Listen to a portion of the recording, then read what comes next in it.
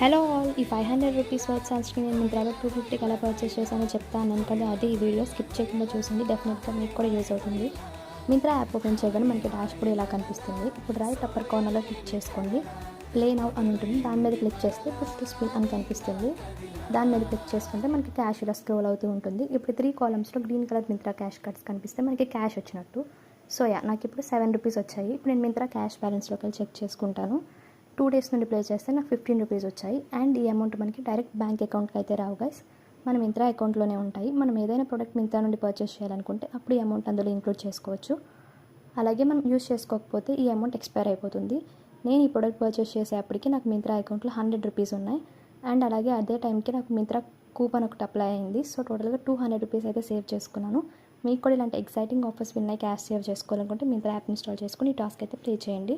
Also do subscribe my channel guys. Bye bye.